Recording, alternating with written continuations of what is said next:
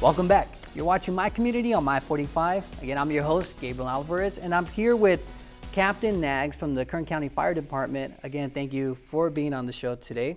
And we're gonna, before we went on to a break, we talked about fires and so forth, and how the processes you have in preventing some of the fires getting close to the highways, getting close to the homes.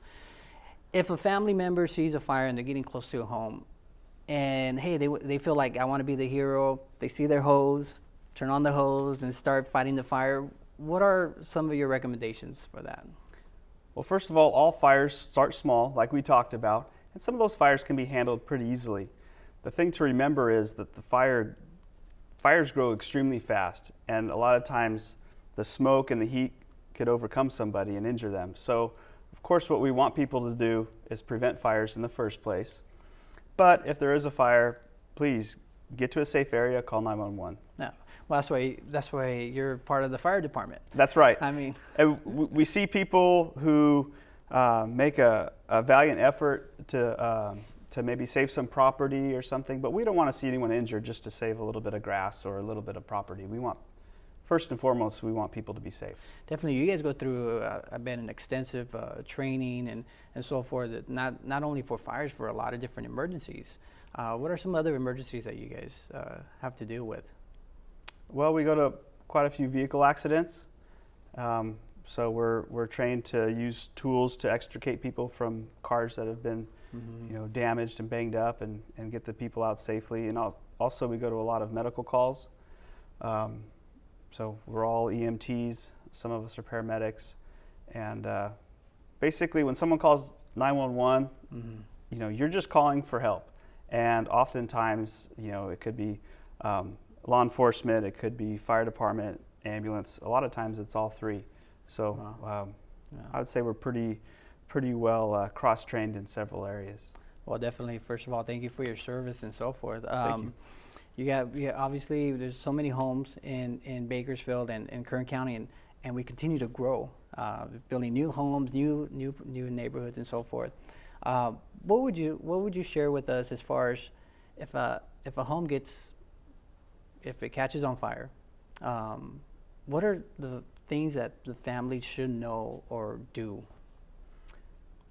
Well, if your home is burning, of course, we want you to get out and call 911. What I would say for the viewers is to practice this with their families, with the people they live with, aunts, uncles, grandparents, whoever lives with you. Have a plan to get out and teach the kids that it's best to crawl out because the smoke and the heat rises in the home. Right. And the smoke is really what's extremely dangerous. You don't have to be exposed to the fire to get injured or even killed. It's those toxic gases. So we urge people to practice with their families, get on their hands and knees, and then crawl out of the house and call 911 from a safe place. So it's good to have a specific plan, like some of the evacuation drills that the kids have in schools. That's right. They need to be done at the home, and it's very important to practice those things because in a fire, it's too late to start your planning process. So we urge preparedness.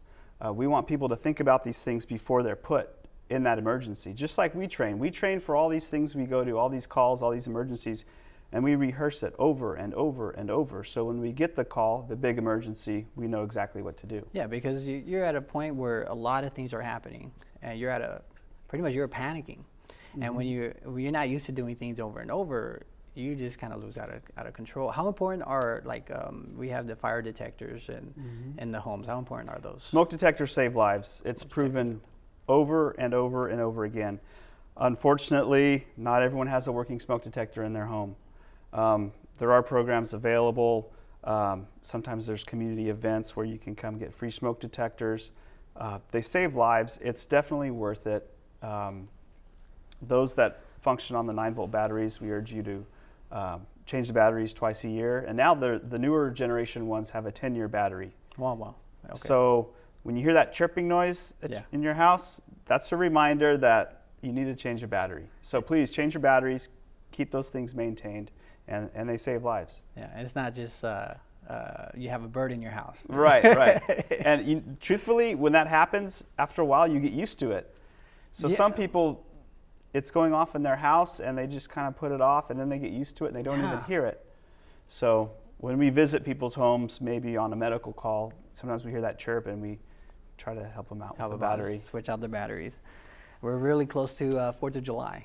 Next week is 4th of July, and we have many people. We have fire booths around the county where people can purchase fireworks and light fireworks in front of their homes. Can you share some of the safety concerns with that? Yes, well, 4th of July is exciting. I mean, it's a fun holiday. Again, it can be dangerous, and we just want to make it perfectly clear that the fireworks that you use with your family or in your neighborhood, they need to be legal fireworks. They have to have, there's a little white seal on there from the state fire marshal's office. Okay. If it doesn't have that seal, it's illegal. Okay.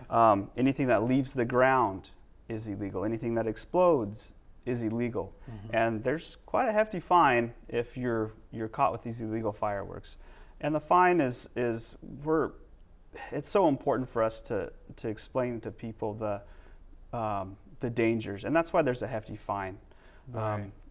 We want compliance. We want people to have fun and enjoy the holiday with their family, but again, every year we see someone's property burned up or someone burned by the fireworks, or we've even seen deaths in Kern County. Wow, and most of it is because of the illegal fireworks. That's right. And even if you have a legal firework and you alter it in some way, that's considered an explosive. Okay. So that's illegal.